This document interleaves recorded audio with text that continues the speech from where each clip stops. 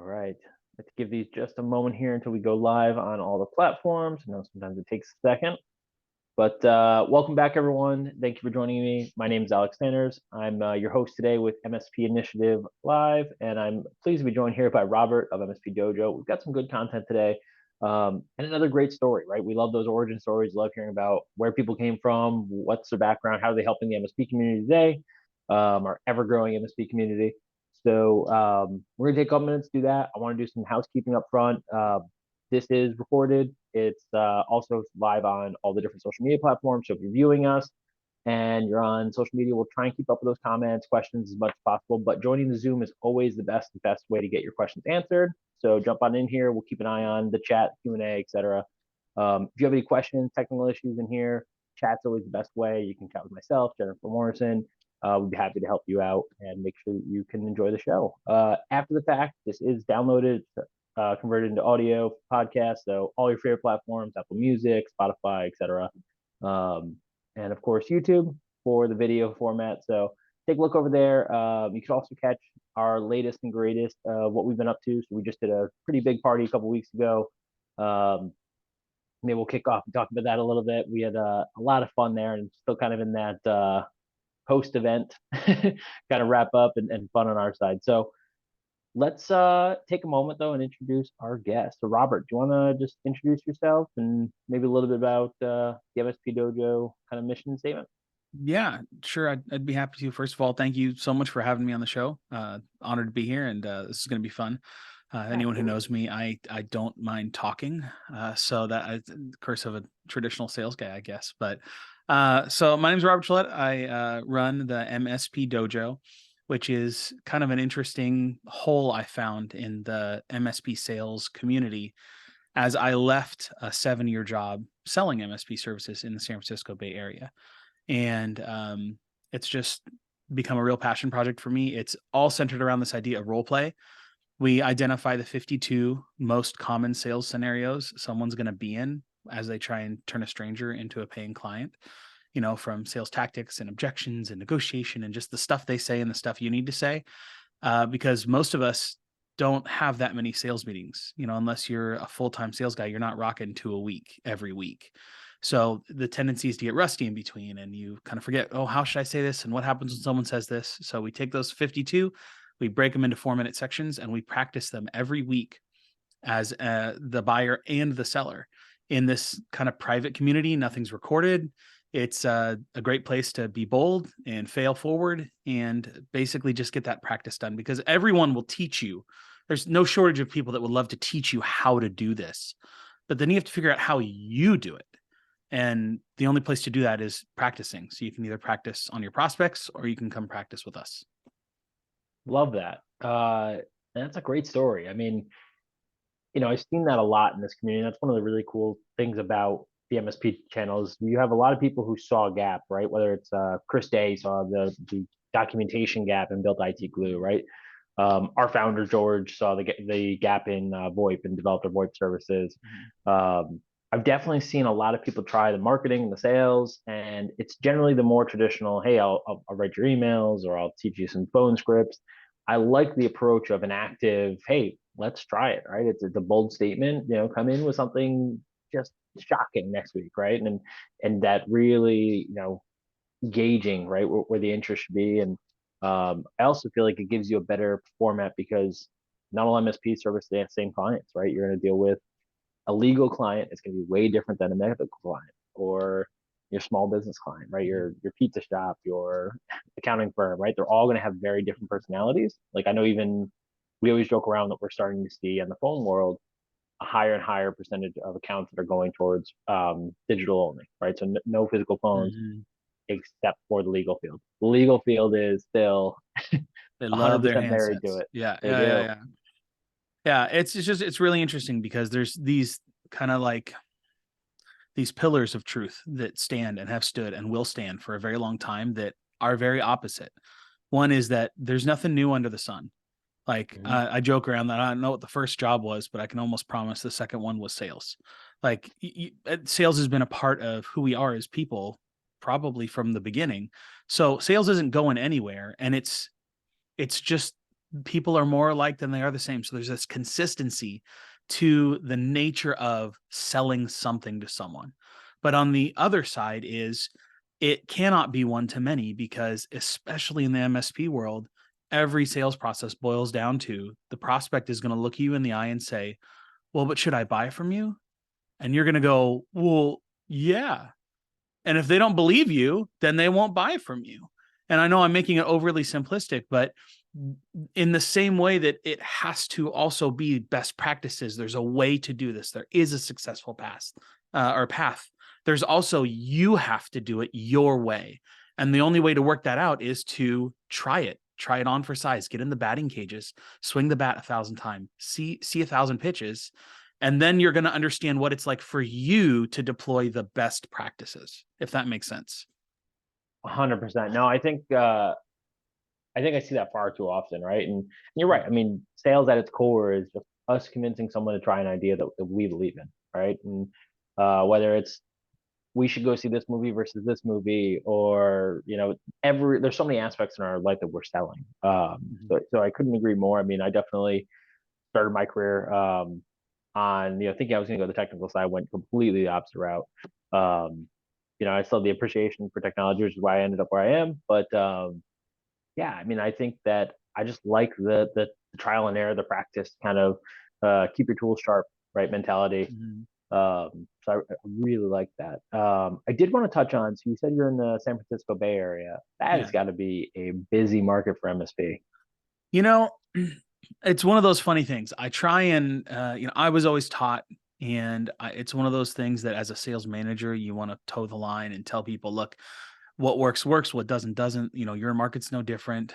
There's nothing, nothing special about your unique snowflake. And the challenge is, especially the person who carries the bag, the person who has to perform every week, every month, or people lose their job. It's very easy to say, well, this would have worked except for this thing. And it relieves a lot of pressure, and it's a great personal justifier. And I don't want to pretend that's not true, because it is a little bit true that you still have to figure out how to do your job and hit your goals, even when those things are true. So I would say, yeah, mostly everything is the same, but big asterisk for anyone that's watching. The really interesting caveat and unique thing we have about the Bay Area is this is the Silicon Valley. I've never met a person that would admit they didn't understand technology. You go to Milwaukee and you tell a lawyer, hey, you don't know anything about computers. They'll go, yeah. In the Bay Area, you tell a lawyer they don't know anything about computers, and they're like, first of all, that's not true. I'll lose all my clients, and I'll have to move. So we have this kind of, our unique flavor of sales is I spend half of my time in a meeting just trying to convince people I know more than they do, and that this is actually more complicated than you're making it out to be. And I don't know if that's unique to just the Bay Area. I'm pretty sure everybody has to deal with that, but that was the flavor I had to try and stomach in almost every meeting. It's just getting people to realize there's more to this than they want there to be, and that they are vastly incapable, outclassed to make these kinds of decisions and understand the complexity on their own, because they're a lawyer. They already got a thing going. Like, they don't have to also be an IT expert. And that's just hard to convince people of in the San Francisco Bay Area. Yeah, I could imagine. I'm in upstate New York, so I worked a lot with MSP partners throughout New York, and I've definitely, I would say New York has a similar kind of vibe, not as strong, I'm sure, as it is in the Bay Area, but I think one of the things that I saw out here for a lot of those partners was it's just very congested.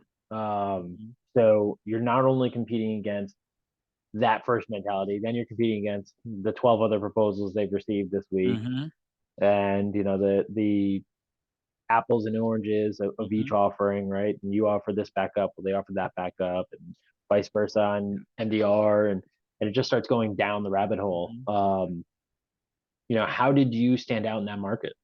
Yeah, well, so I had a couple things going for me, but I first want to just totally resonate with you. You're not wrong about the Bay Area. I would say I never kept really good numbers on this, but it feels emotionally like about 1 out of every somewhere 10 and 15, 1 out of every 10 or 15 company that you go to meet with in a sales scenario is working with an IT guy that they fired or he left to go start an MSP. And they were basically his first client. It's just a very Yeah. common story. We joke the next time, whenever this recession hits that's coming, it's going to be a great opportunity for people that teach MSPs to grow, because you're going to have this influx of IT teams and Hmm. salespeople that lost their jobs and team up and go start MSPs. It's going to be the gold rush whenever it eventually hits. So you're not wrong in that way. Um, the way that I was able to be successful was I frankly didn't own my MSP. I came to work for them when they were about $10 million in revenue. And I used to joke, I was hired as the second salesperson. So there was an owner that closed the business. There was a There you go. BDR that did all the qualifications. And then there were a couple SDRs dialing for dollars. And I got hired as an SDR and I worked there for a few Hmm. months. And then when they saw that I was serious about it, they converted me to a full cycle sales guy. And they said, hey, there's this fallow field over here that everyone's been ignoring. Go work that and see if you can turn it into something. All the leads came to the BDR and the owner, and I had to start from scratch and just build something. The things that I did have going for me is we were an incredibly high quality MSP. Hmm. They had a fantastic sales process once you could get people in the funnel. And I worked directly for the CEO, and for I think 2 or 3 years, we had one-on-ones every Friday, and those one-on-ones would extend well beyond the hour they were scheduled for. And this man just poured into me all of his business acumen. He's like, I want you to look and sound like a business owner. I was treated like an executive, and that was not just in the big thing, or the little things. It was big things too. Like I had an expense budget. I didn't have an expense budget. I put money on my card and they paid it back. And I don't think I was ever questioned one time for how I was spending that money. Hmm. I never once filled out a time card. They're just like, you are an executive. We trust you with your time. And I had goals and I had to hit those goals. And if I didn't hit those goals on a weekly basis, then, they'd poke at the activity and go, hey, what's not working? But it was never because I wasn't performing or I was not to be trusted. And that attitude, as well as that support, really allowed me to grow into someone who could walk into a room with a lawyer that makes $1 million a year and tell him he doesn't know how to run his business. Which, So, in a way that, by the way, he still liked me when we were done and was willing to of give me course. money. So, So I love what you just said there. It's a philosophy that I learned very early on in my career with sales, and it's something that I've tried to carry with me. Um, I think it's unfortunately something that's very hard for the MSP world, right? We grow up, generally it's somebody who stumbled into the business. Now the business got going, and I've been closing all the business. They're like, I'm very married to it. Handing that off to somebody, I feel like I need to micromanage it, right? And that's unfortunately a big part, I think, that really makes sales in the MSP realm struggle. mhm. Um, I've always been a big believer in, if you're hitting your goals, that's the number one thing I'm worried about. If you're hitting your goals, we're great. I'm gonna meet with you, and it's gonna be a congratulations, thank you, you're awesome. How can I help you? Do you need more money, resources, whatever, to keep that growing? Right? You hit 120%. How do I get you 150% of your goal? Um, if you're not, it goes one of two routes, right? It's your activity. Is it there? If your activity's there, now I'm going to talk about your process, your pitch, your demo, right? Where are you breaking down the process? Where are you losing these people? If your activity is not there, it's a completely different discussion, right? Yeah. Are you putting enough time in? Are you leaning too heavily on email versus calls? Are you not doing enough in person, et cetera? Yeah. And it's really interesting that I think what we're always trying to figure out is pressure.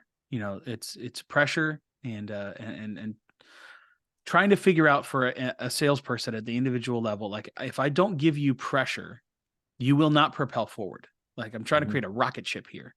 And if I don't have enough pressure, you're never going to get into orbit. But if I put in too much pressure, you're going to blow up, and I will not have a useful rocket. I will destroy a very expensive thing.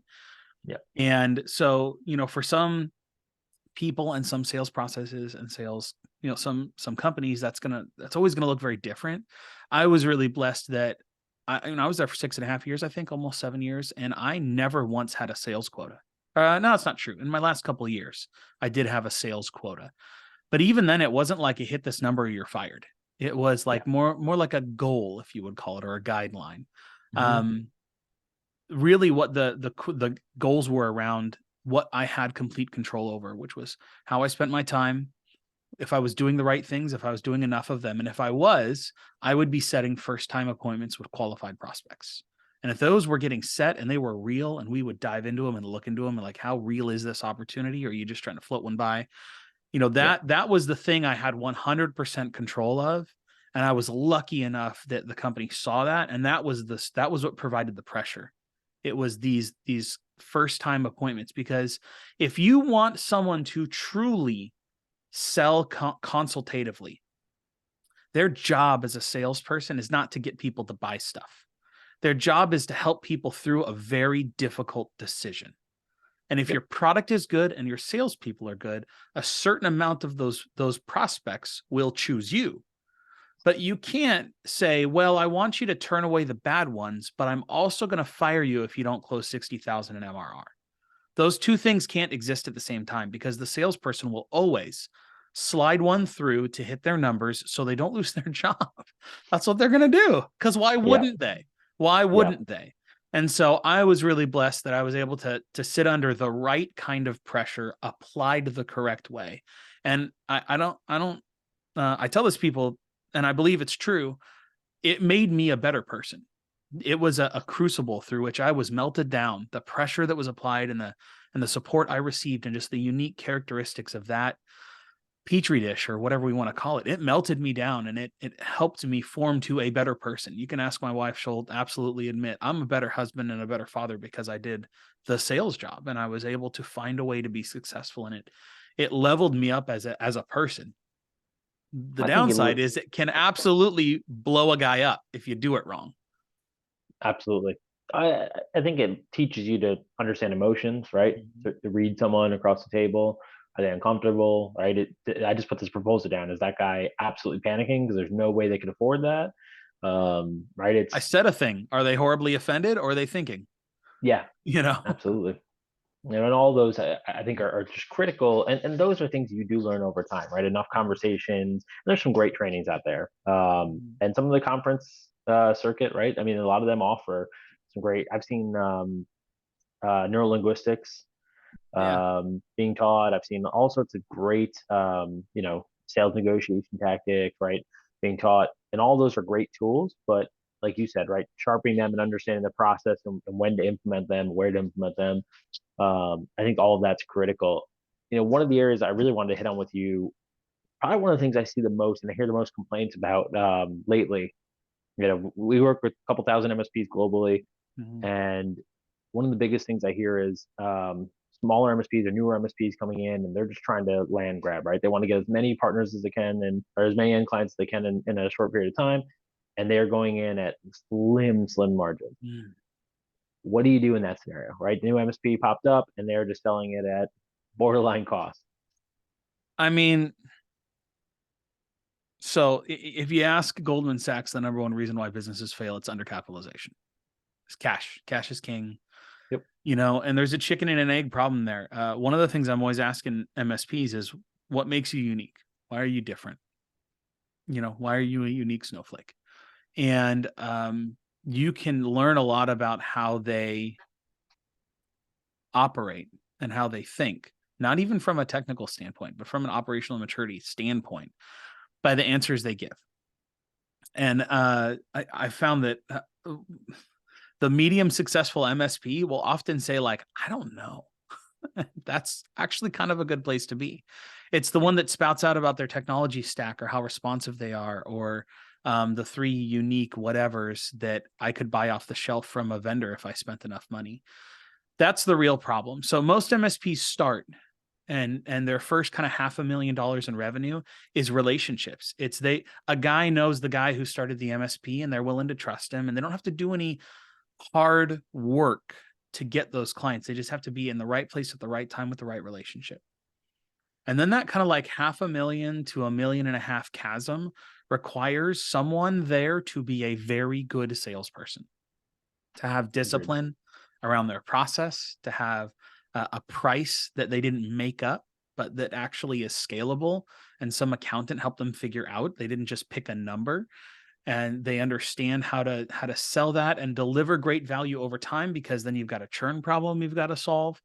But that $500,000 to $1.5 million, it falls almost completely on the salesperson. And the biggest mistake people make I believe, is when they look to offload or delegate a crappy process to a commissioned person. They say, hey, I'm going to pay you less than you can afford, and I'm going to dangle a carrot in front of you. I'm going to hand you something I couldn't do myself, and let's see if you're successful. And then surprise, surprise, they don't do very well. And so 3 or 4 months later, you go, man, I'm spending a lot of money. This guy hasn't brought me anything. And they fire him and they say it's their fault. And I just think that should be criminal. It's not, but it should be.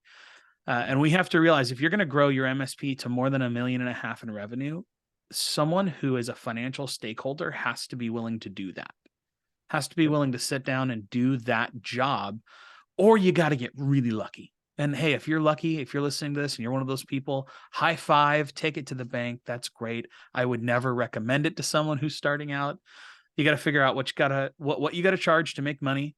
And then you got to figure out how you convince people to do it. And how you convince people to do it is going to be pretty complicated and mostly not unique, but also a little bit unique. So I don't know if that answers your question or if I just give you a politician answer, but honestly, it was a good answer, and I think it's definitely a lot of good information. I couldn't agree more with you. I think that first $500,000, $1.5 million is a really, really hard hurdle to cross.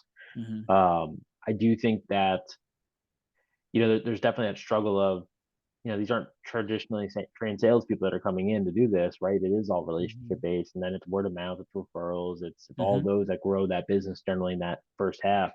You talked a little bit about SDR and BDRing earlier. Yeah. What's the ways that you suggest that your MSPs look for gathering those leads, right? Because half of them are in the trenches, they're fixing the servers, they're going on site, they're doing all those things. They don't have the time to hammer the phones and start, generating yeah, themselves. that's the $1 million question, isn't it? And I would say that there is, if someone tells you there is a way, I promise you they're looking to sell it to you. And I'm not saying there isn't. Well, let me rephrase this. The way is mostly what you can stomach, not what works. Because cold calling works if you do it consistently well. Outsourcing the cold calling works if you do it consistently well. Spinning up a marketing department and having a full-time SEO manager and a video producer while you stand in front of the camera and produce content that you flood into your market can work. If you do it consistently, you do it well. The challenge is a lot of the time we try stuff and we go, this feels icky, but I'm going to do it because I need to grow my MSP. And then 2 weeks or 2 months later, we burn out. We feel terrible. We go see our therapist and they say, you shouldn't do things that make you miserable. And then you stop doing it. And now your MSP is not growing.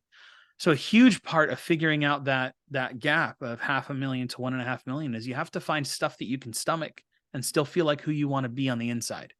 You have to reconcile the sales job with your identity, and you have to find a mix of activity that you can sustainably do with a happy heart and do well. When people experience it, they don't think you're miserable. And that's what allows you to spin up a sales engine.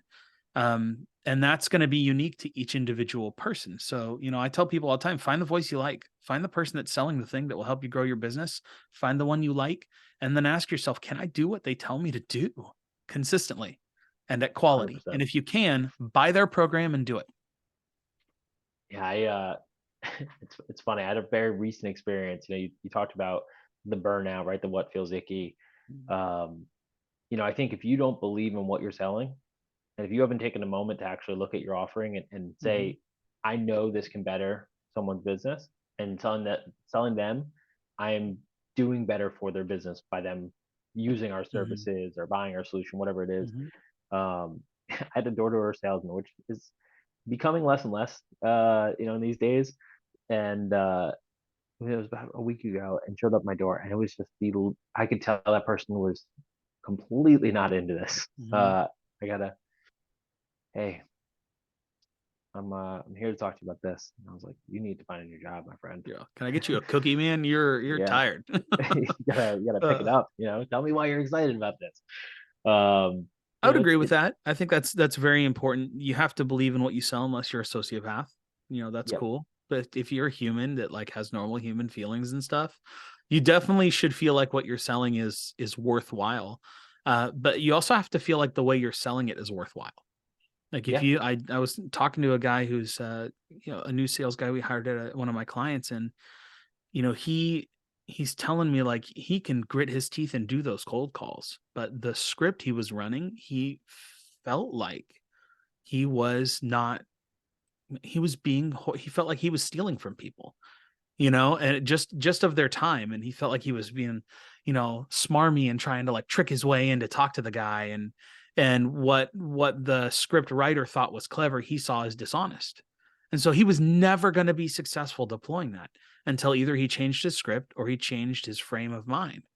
And we all the time say like, hey, sell what you believe in. And I'm sure that's not the first time anyone on this call has heard that. And it is 100% true, but you also have to believe the way you sell it. No, Otherwise, I love people are going that. to smell that too, and it's like body odor. By the time you smell it, they've smelt it a while ago. And when people smell that, they're not going to buy. So I've traditionally taken the approach of, if I didn't see, you know, about a couple weeks, and if I didn't see a really good reaction, right, a really good meeting rate, et cetera, out of a script, I'll ask them to put everything into their own words, Mhm, right? Right. You can understand the idea of this. Now write it as if you were going to say it, right? And I'll mhm, review it obviously, but as long as I can get, because no matter what, if I feel like it's in my own words, it's how I talk, it's going to come out more mhm, natural. It's going to flow nicer. You're going to feel that energy change on the call.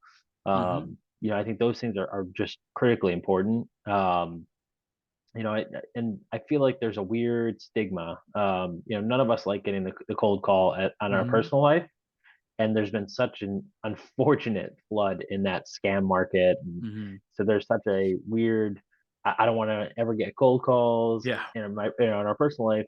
And because of that, I feel like there's this mental block for a lot of the MSPs, and even in the vendor side, I've heard it. I don't want to be the used car salesman. Mhm. I hate getting those calls. I hate making those calls. Um, how do you help them get past that? Well, so I love that you bring up the used car salesman, because my neighbor's a car salesman, believe it or not. One of the nicest guys I've ever met.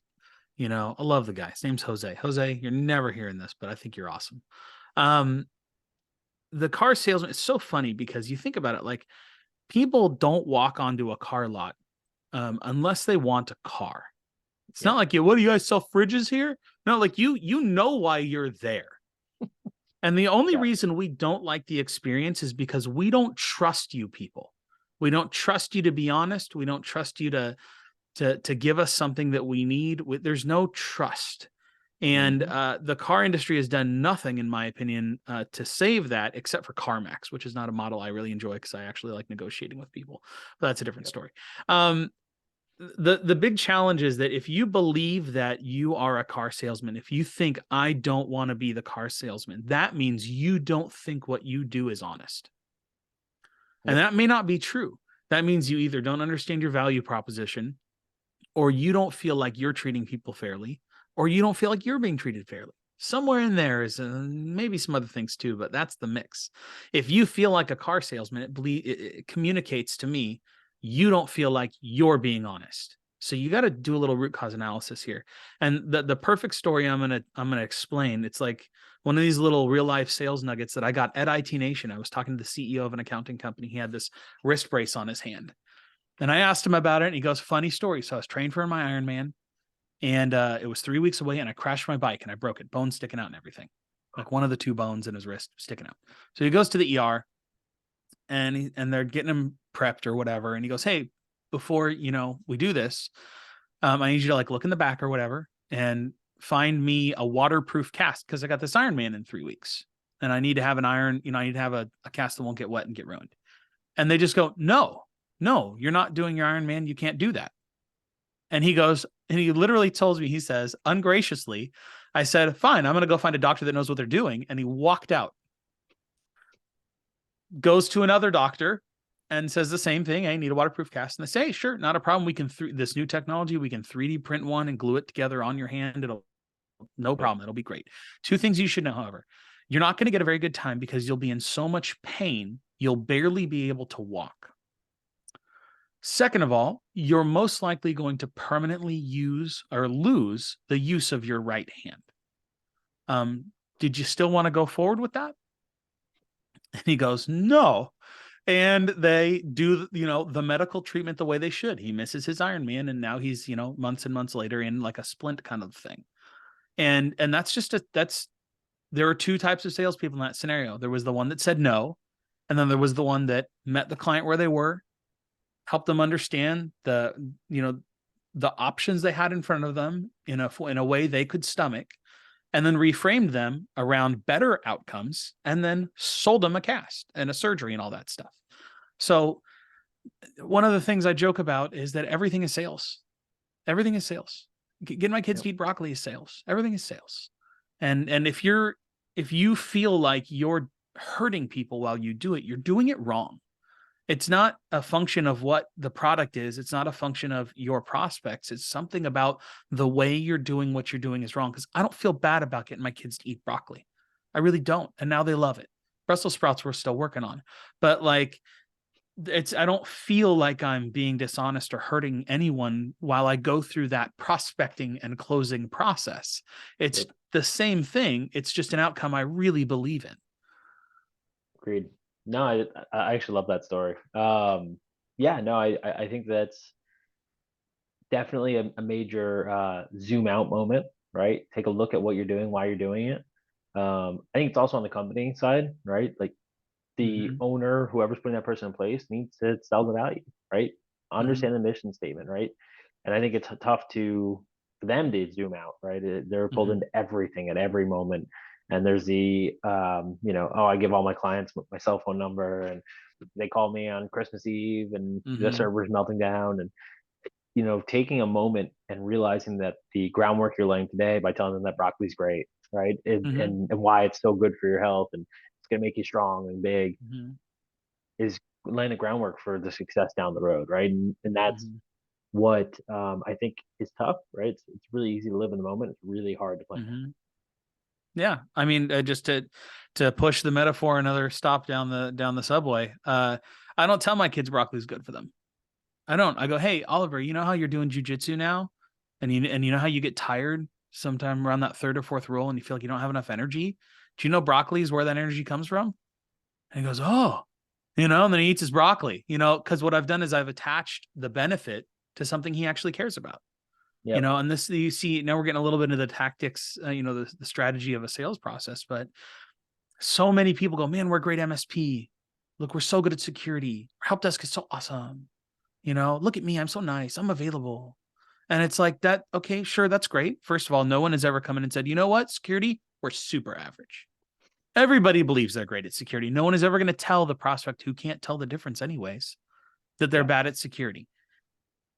What you have to be able to do is attach all those benefits, all those features to something they actually care about, and show how all that stuff you can leverage will actually help them solve their problem. And I remember I was working with a prospect once, and I want to always meet them where they are and with whatever process they need. But sometimes you go, well, you're not doing this very smart. But you're trying to be a very good, you're trying to be a good sales guy and get the deal. You're also trying to be a good advisor and make sure that, you go through the meeting and you're like, okay, I've determined I am qualified. Our company is qualified to help this company. And we charge a lot, and we're also very good. And I'm comfortable with that too in this scenario. It's not going to break their bank. They can afford us. It's not a problem. And I remember the owner, when we looped him in, literally said, well, the guy doesn't do this and he doesn't do this, and he's a Raiders fan, so we know we can't trust him. And I and I kind of glanced around the office, and I was like, man, there's a lot of 49ers gear around here. And I'm looking at the bobblehead over there, and I'm looking at this, and I'm like, okay, I'm just going to log that away. So when it came to the next step of the sales process, and he came and visited our site, our office with our leadership team, I sent out an email the day before. And I said, hey, if anybody's got any Niners gear, feel free to bring it in, wear it, put the bobblehead up, hang the flag. I'm not saying if you're a Niners fan, this is Niners Day. Don't go out and buy stuff, but if you are, bring it. And, there was a suspicious amount of 49ers gear. And that man walked around the office and pointed out every single one of them. And then literally told me at the end, one of the reasons why he felt like we could trust us is because we're 49ers fans. Now, if I was his mentor, or if I was his business coach, I would have advised him that is a terrible way to choose an IT provider. Yeah. But that wasn't my job on that day. And to the best of my knowledge, that client is still with the company I worked for and perfectly happy. So I don't know, man. You got to meet the client where they are, whatever that means. Yep. No, I couldn't agree more. I mean, we've hit on a lot of different areas, right? We've hit on a lot of the big ones, right? What would you say is the number one mistake you see MSPs making today? Yeah. Well, I'm going to guess we're going to stay on the sales side because that's kind of my expertise. And of course, this is the moment where I'm going to toot my own horn. So, take it with a grain of salt here. But uh, somebody told me, and I think it's someone at ConnectWise. So if this is wrong, please feel free to send me an angry email. But they said 85% of MSPs have fewer than 10 first-time appointments with prospective clients a year. Like that's I averaged like between 80 and 100 as a sales guy. And I just could not imagine being in a place where walking into a sales meeting and it's been 5 weeks since you've had one. Um, it would be like getting up right now and running a marathon. Like you're not going to do very well. I just can't understand how someone does that. And so that's the first thing that I see is like you got to find a way to get more FTAs. I don't even care if they're bad at this point. You need to be warmer than that because if you blow one of those 10, that's like your entire margin for the year. Like that, your whole profit margin could have been represented by that one prospect. It's Yeah. just not great. And the second thing is when I first started the MSP Dojo, I called 100 MSPs and I asked them a handful of marketing questions. And one of them was like, what do you feel like you need most? What would help your business most from a sales standpoint? And they said, more better leads, more better leads. But when I really dove into it, their closing rates were abysmal. Mm-hmm. And the hard truth for most salespeople, which are business owners in their MSP, is that if you doubled your closing rate, you'd probably double your sales. I'm guessing. And also, it's a whole lot easier and cheaper than getting a bunch more leads you can't close anyways. Yep. The reason why that's so tough, though, is it requires the business owner to actually do something. They would much rather throw $3,000 at another company and get an outcome, or $6,000 at a sales guy and hope that he closes something and gets commissioned. And that's just it's just a waste of money.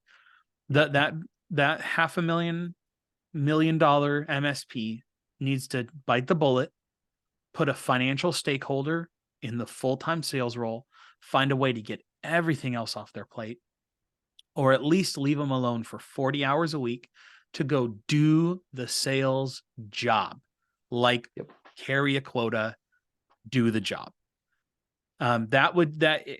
If you're trying to get to $1.5 million in revenue, that is the key. Doing that. And again, the company I worked for was at $10 million in revenue, $10 million in not monthly, annual recurring revenue. So we're not even including projects in that number. Like they had MRR that equaled $10 million in revenue, and the business owner was still closing business because he's the one that could do it. And he built a team to support him. It's just if you're not willing to commit to that, if you're not willing to get good at that, and I'm not saying you have to be a star spangled awesome, the best in the world, but if you're not willing to own it and do it well, at least at Pareto's Law, 80%, like I just don't know how you get to be, the kind of business that has enough EBITDA to do your exit. I just don't get it. I don't know how it happens. Yeah, couldn't agree more. I mean, and that seems to be the goal nowadays, right? I mean, and then I know that's not everyone's goal, right? There's definitely the legacy Yeah, the or lifestyle business. That's yeah. great.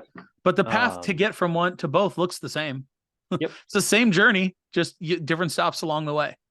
Yeah, absolutely. And I mean, in all honesty, um, when you look at it and when you look at the journey and what you're going to do, whether you're going to hand that off, you're going to sell it, whatever, you need to keep up. And you hit on it perfectly, right? 10 appointments a year is scary, right? And the close rate for most MSPs is probably what, 10%, 20%, right? They haven't really focused on sales. Yeah. By the way, Um, real quick, I'm going to cut you off. If you believe your close rate is 90%, you're lying. You're wrong.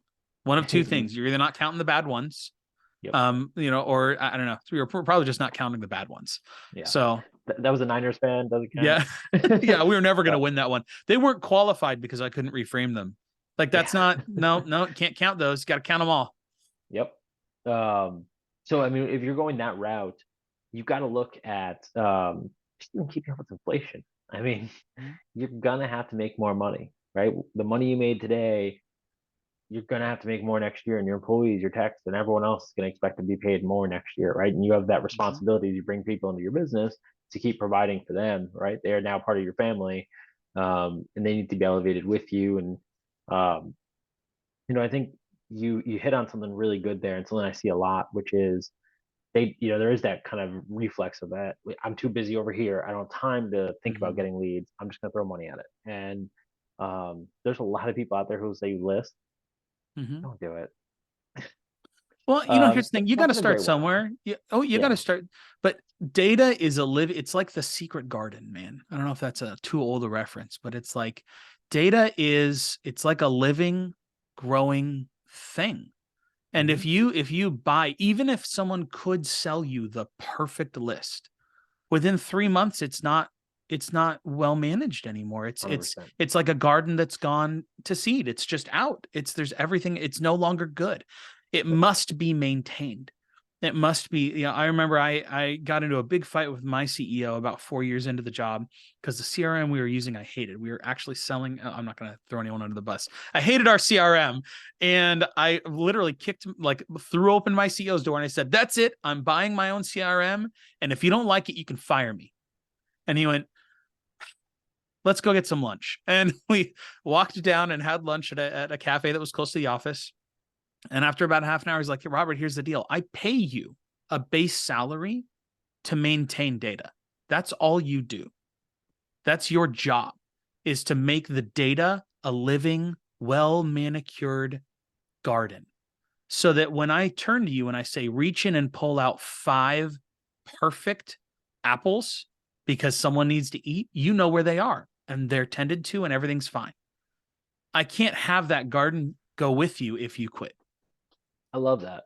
And I was just like, and I just, to me, I was like, that makes so much sense. Because Yeah. when I need to pull out, when I start my Monday and I know I have to get 2 qualified first time appointments this week, that's my goal. Because next Monday, I'm going to sit under the thumb of the CEO in a call and he's going to ask me, did I do that?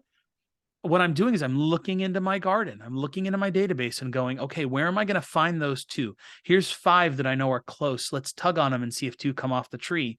But if you just buy that list, not only is it going to be a bad list because no one's been tending to the garden, you don't know it. You don't know it. You don't know what all these things are. You're starting from scratch.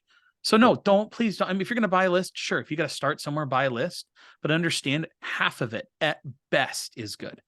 The rest, you're going to have to tend to the garden. You're going to have to weed and trim and tie back and water and take care of it. I would say you're better off. I mean, it's all geographical, right? I mean, Yeah. the reality is if you're in a more rural area, 90% of your, first couple clients will be, and no matter what, you should always lean on relationships first. But I would say when you're in a more rural area, a lot of it's going to be relationships. If you're in a major city, you can go door to door, right? Don't be afraid to do that. People will still answer. They will still talk to you. They'll probably be surprised because a lot of times people aren't doing that anymore, right? Everything's gone digital. That's where we've seen a huge trend in sales with people using video. It's something that we relate to. It's something that we digest easier nowadays than another email. Yeah. I mean, it's that you're going to have to find a mix of, what works and what you can stomach. Mm-hmm. I have a client who is in a major market here in the Bay Area. I'm 100% sure. We sat down and spent about half an hour in the open office hours, and I laid an entire prospecting plan for him, and it fell apart on step like 6 because he's like, "Yeah, I'm never going to do that. I'm never going to do that." He's like, "That would send me into a panic attack if I had to do that activity every day." And I was like, "Cool, this is clearly a bad plan, and it's not because the strategy is bad. The strategy is fine. Yep. It's that you can't do it consistently. It doesn't make sense for you." So yeah, I would never tell my northern New York client to go out and buy a bunch of Google ads because that's going to spray Manhattan where they're like 3.5 hours away. Yep. So, you got to find what works, but also what works for you. Agreed. Yeah. No. Absolutely. Um. So we are getting towards the end here. I just want to say, if anybody has any questions, if you can put in questions in on social, feel free to shoot them over to Zoom, or we'll try and keep an eye out for them. I was trying to keep an eye out on my phone.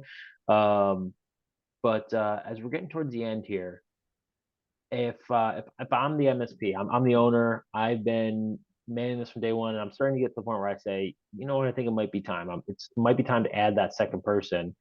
Um, I guess A and B. A, is this something that you help out with? And B, where do I start? Yeah. So I would just again encourage any person that's a business owner trying to hire a salesperson. Are you an example worth following?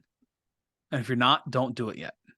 This idea that you can bring in some, like, if you can truly find someone who without your mentorship can close $60,000 in monthly recurring revenue every year, you haven't hired an employee, you've hired a competitor who hasn't figured it out yet, and they're going to leave. And they're going to look around and go, I do all the hard work here, and they're going to go start their own business, and you're going to be really unhappy. So the very first thing is you got to be an example worth following, which means you're going to have to get good at this in some way, shape, or form. And that includes the prospecting and the closing. I'm sorry, I just don't know another way. If there is, follow that guy. But this is the way I know. So that's the first thing. And to get really good at hitting home runs, you need two things. Someone's got to teach you how to hold the bat, where to put your feet, bend your knees, bend your elbow, twist your wrist and push with your back foot when you swing. That's how you hit the ball. Cool. You've now gone to hitting school. You've read the book, done the program, now know how.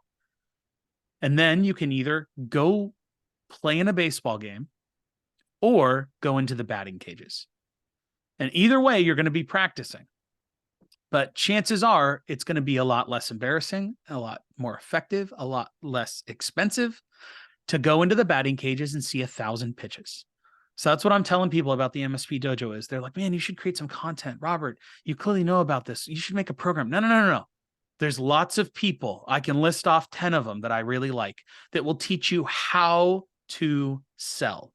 That will teach you the system, the process, maybe even comes with a CRM and coaching. I don't know, whatever. Find the voice you like and go buy their system.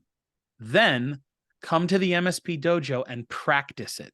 Practice it with other MSP salespeople, business owners and salespeople that know exactly what it's like to be in a first-time appointment with a real prospect, because they do it all the time too. And get some real life practice of the things people are teaching you. So you can take their winning lottery ticket and turn it into your winning lottery ticket. And then you can be successful. Then you'll be an example worth following. You'll hit your revenue goals. And by the way, when you have more clients, when you have those revenue goals, there's a lot less pressure for that brand new salesperson to be super successful in month 2, because cash solves a lot of problems, covers a lot of sins, in your business. And so if you're struggling and you're thinking, man, I got to make more money, I got more clients, I got to grow, I got to do something, the answer is not to delegate that to someone else. The answer is to say, it's way easier to hire a tech. It's way easier to hire an accountant. It's way easier to hire an operations manager or a project manager it's way easier to outsource my knock than it is to find someone who's going to work as hard as I do or care as much about growing my business. And that's just the truth. You got to find a way to get into sales full time. Someone's got to teach you how to do it, and then come to the MSP Dojo and practice what they're teaching you. Create that positive feedback loop so that you can learn how to do this. You can learn when what you say offends people. You can learn. Your prospect's never going to tell you you're bad at sales. They're just going to tell you you're too expensive and go away and go give their money to somebody else. We have no problem telling you you're bad at this. We'll do it in a gentle way, so that you can be a little bit embarrassed, but at least it's not expensive and you don't lose an opportunity, and you'll grow and you'll get better. And then you'll start closing deals and your business will grow. And then it might make sense at some point to hire a salesperson. Couldn't agree more. And unfortunately, that is just, I think it's an area of human nature, and people think it's the kind thing to do to tell you, it's just not going to work for us. It's too expensive. It's rare that you get that real feedback, like what actually killed this deal. For us as MSP vendors, we joke around all the time that it happens in the event space, right? If somebody doesn't have a good event, right? Whether it's my own internal sales process, whether it's the food you serve, right? Well, what was it that really tweaked someone on our side. And generally the answer is just, oh, sorry, we just don't have enough budget this year. Yeah. Um, I call it the sniff test because yep. we assume people know and they don't. They really don't. It's that at some point in the sales meeting, you said a thing and they went and something didn't smell right and their stomach turned a little bit. And then as Dale Carnegie says, I think it was Dale Carnegie says that people buy with emotion and justify with logic. So they had an emotional reaction at some point in your sales process that told their subconscious, I don't think that's right.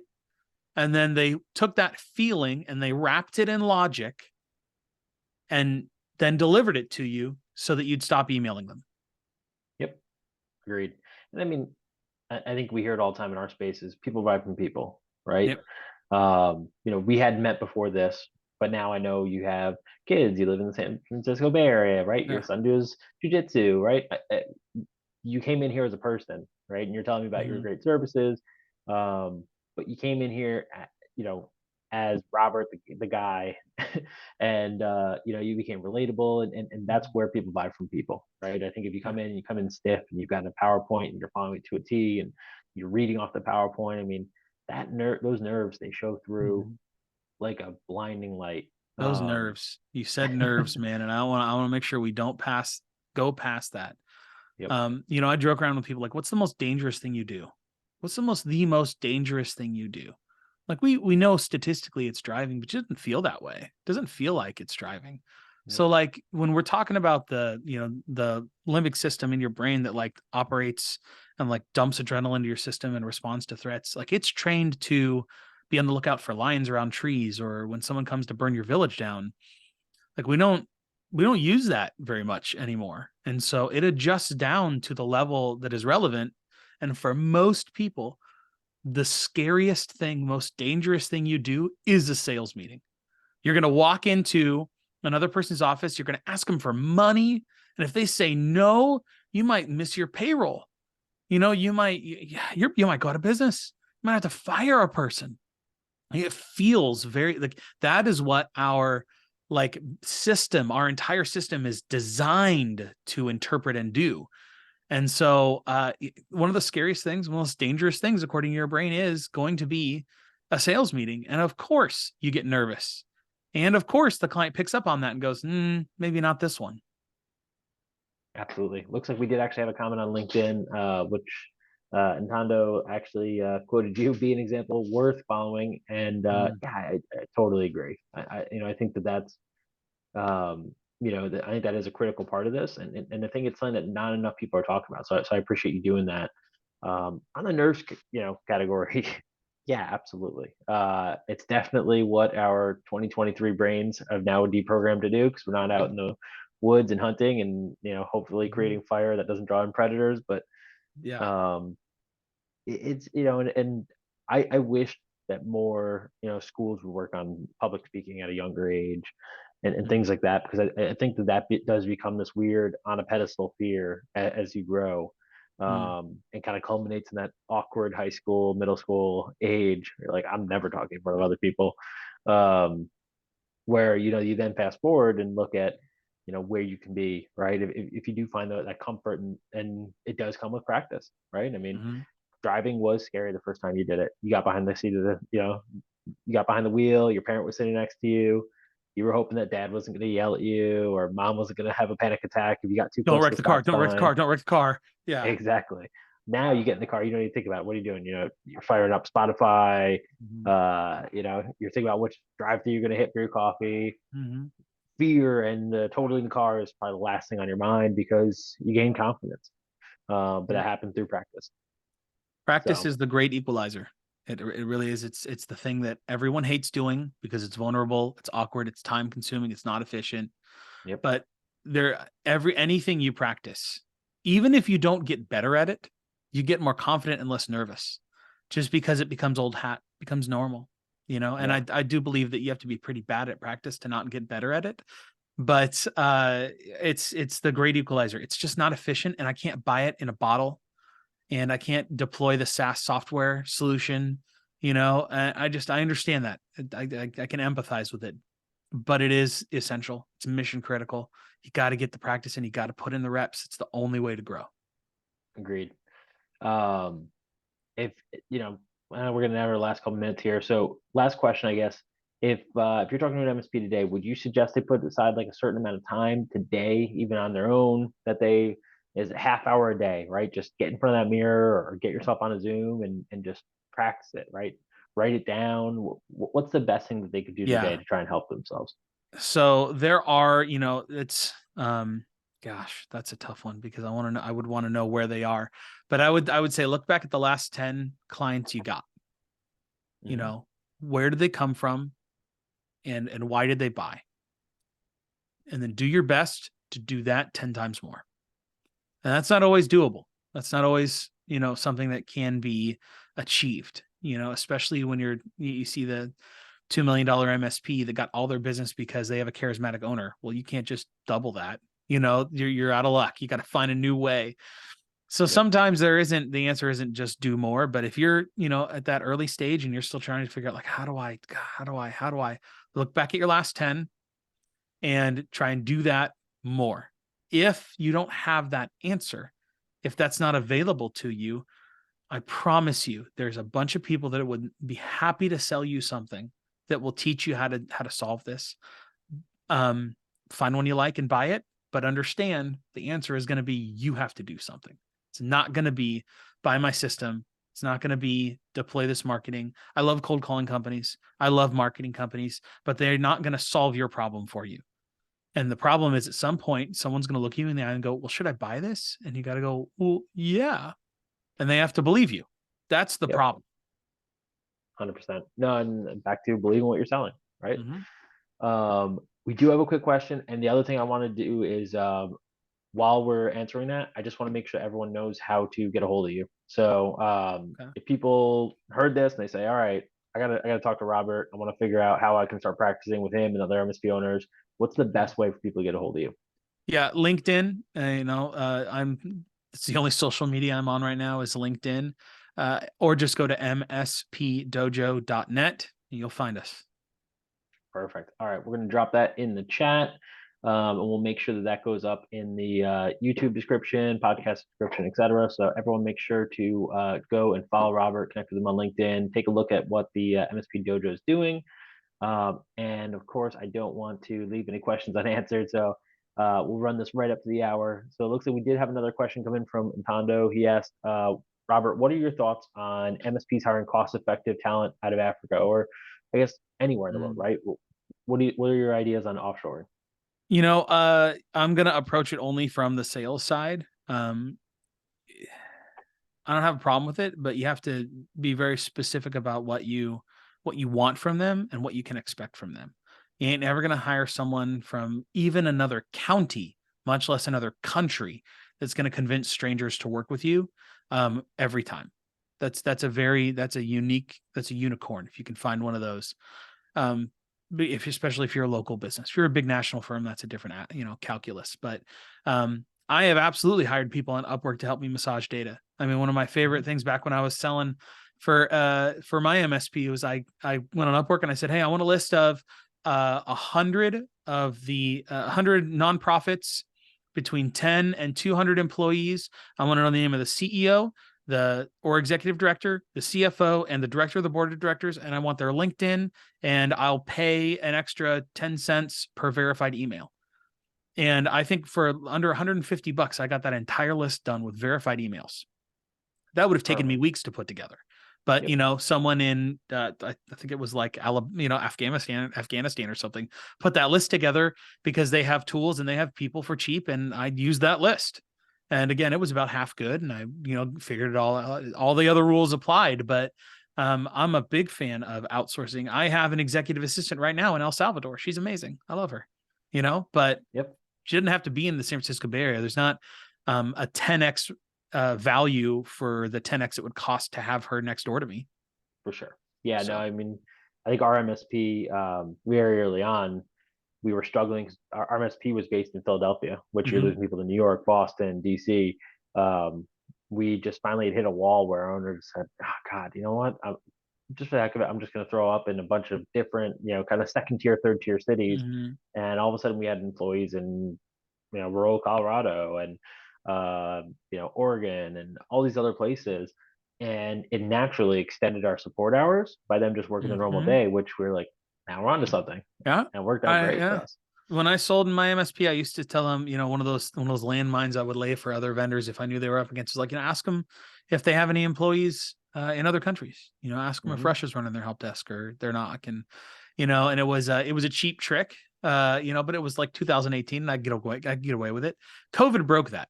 Everybody is comfortable now with remote work and servers in China. They're Yep, just, maybe not everybody, but it's more common than it used to be. for sure. So I would say if you've been resistant to it for reasons that are pre 2020, I would encourage you to look at those again and maybe say, can I find ways to leverage talent that's just as good, but because their country of origin is different than mine, you can pick them up cost effectively. Also, just on a side note, if you're one of the kind of people like me that really loves raising people's standard of living, like, it's just way easier to do that for someone in El Salvador than it is in Alabama. It's just way easier to give that person a killer rate and a killer job, just because of the nature of economics. Agreed. Yeah, and I will just end it with, um, it is critical. I've worked with people in multiple different countries, set the expectations, but know the expectations, and reasonable expectations, right? Survey your Mhm. peers, survey your vendors, right? Figure out what's the reasonable expectation for that company. You're not going to turn it on and get 100 leads. It's just not going to happen. If you do, they're probably not great. And you have to give feedback, and you have to give Mhm. yourself runway, that if this doesn't work in month one, it's going to go month Yeah. two, three, four. As long as they're listening and continuing to adjust their process and what they're feeding back to you, then it's Yeah. working. And do a drop dead date. Yep. Say, hey, what should I get by when? And, Yep. and if we haven't gotten this, you'll give me permission to part ways without being sad. And they'll say, oh, Agreed. I can get you this by this many months. Cool. Let's drop that by 10% and let's put it on paper so that, we aren't confused 6 months from now. Agreed. Well, Robert, it has been an absolute pleasure. Yeah. I hope to see Thank you. you more at some of these trade shows and stuff coming in next year. We've got our own educational event, MSP Community Minds, which we should probably chat about. See if maybe we get you to come and hang out or maybe educate at. So Sold. Love it. uh, we got two of those coming up next year. Yeah. One in April, one in July. So or June, excuse me. But we'll get some info over to you. So hopefully we'll see you out there. And I hope you have a successful rest of the year if I don't talk to you. Absolutely. Thank you for having me. Same to you. Absolutely. Talk to you guys soon. All Bye. right. Bye bye.